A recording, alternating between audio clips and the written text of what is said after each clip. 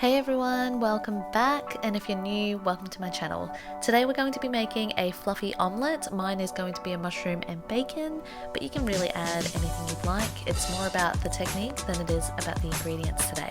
So we're going to start with 3 mushrooms and we're going to fine slice it. I've been working on my food blog on Instagram, Yum Piglet, and on there I post just a bunch of reels. If you've been there, you would have seen, and those are so stressful because with reels you have to keep them 30 seconds and under, so they're usually really rushed, and so today's going to be a little bit different for me. It's the first time I'm creating a lengthier video. Once we've sliced our mushrooms, we're going to go in with 1 clove of garlic. Garlic is one of my favorite aromats ever. It just smells so good and tastes so good, but if you don't like garlic for whatever reason, replace it with something else like onion, and if you don't like that either, then you can go without. But we're going to add the diced garlic to our mushrooms, and yes, we're going to be cooking these in butter. Once you've diced up your garlic, add it to the mushrooms, and then we're going to separate the egg,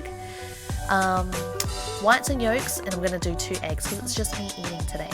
Now the reason why we're separating it, if you haven't guessed already, is we want to bring in air into the egg whites to make it fluffy, and feel free to use an electric beater.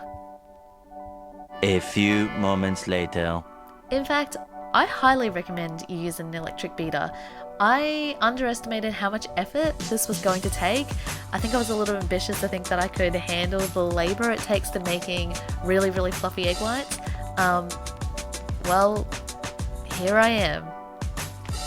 3 days later. Yeah, definitely pick up that electric beater. So what we're trying to aim for here is not stiff peaks, but fluffy and firm enough that it holds its shape. Ugh, looking at this, I feel tired just watching myself beat these egg whites. I think I'm gonna put it down, take a break. Yeah, I'm gonna put it down. I'm gonna work on the bacon. So we're gonna take 1 rasher of bacon. You could probably add a little bit more, but I don't know, make the right decisions, kids. It's up to you. So 1 rasher of bacon for me, and it's just going to be rough cut.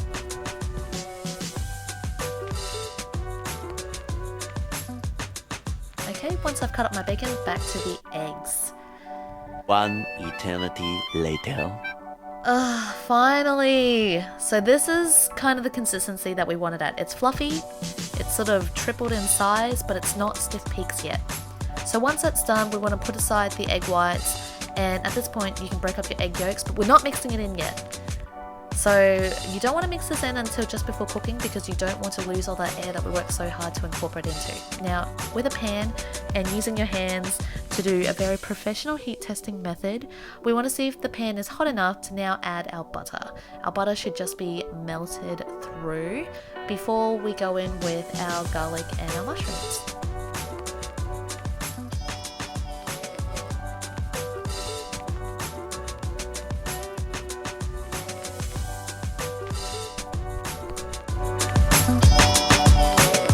Mushrooms are in, we just want to give it a stir around and make sure that it's all coated in the butter. Add a little bit more butter if you feel like you need to. Now the reason I'm cooking my mushrooms first is because more often than not, I always underestimate how long it takes to cook mushrooms. So you don't want to add in, for example, the bacon first and then add in the mushrooms and it takes longer than expected and then the bacon burns.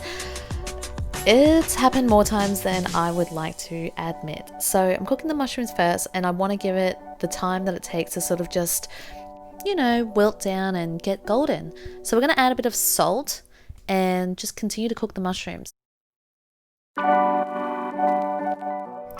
Once the mushrooms are looking pretty golden and almost all sweated out, we want to move it all to the side and then start adding our bacon.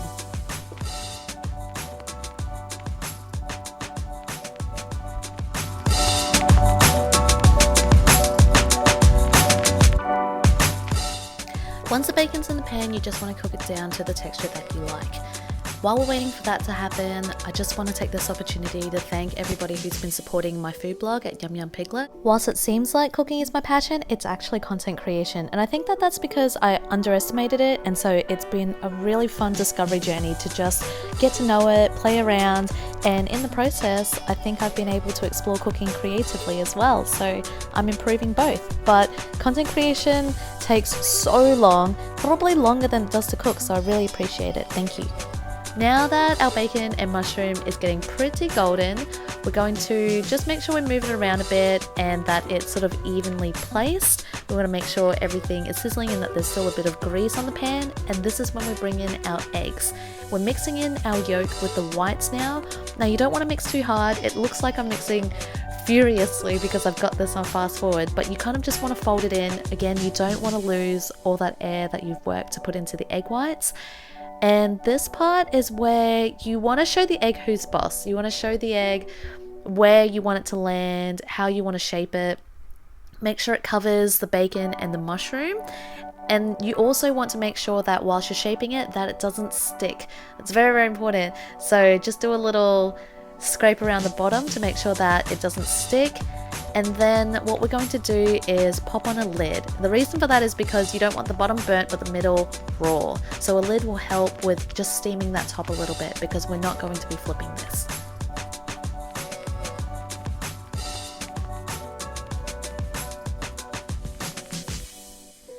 Once the top looks almost done, I'm going to hit it with some cheese. I've just got a Mexican mix here, but you can add whatever you want. I'm adding some salt and some spring onions as well.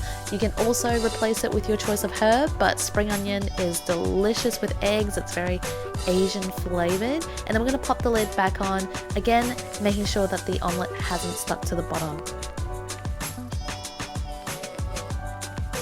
Okay, don't judge me. I'm going to hit it with some hot sauce. I find hot sauce is delicious with eggs, especially Tabasco. You can skip this step if you'd like, but I would highly recommend it. Now we're going to fold our omelette and then serve it on a plate. You can serve this with bread, with some tomatoes, anything really, however you'd like. Would you believe that this is actually my first time making this? It just goes to show that if you talk about something confidently enough, you're going to be able to convince people that you know what you're talking about. In hindsight, I probably could have added some truffle oil. My good friend Elaine gifted me a bottle for Christmas, but I forgot. And definitely more cheese. I wanted to call this a soufflé omelette, but it hasn't turned out as fluffy as I wanted it to, but it definitely is better than a normal omelette and it's delicious. Let me know if you end up making this. Thank you so much for tuning in, and I'll see you on the next one. Bye!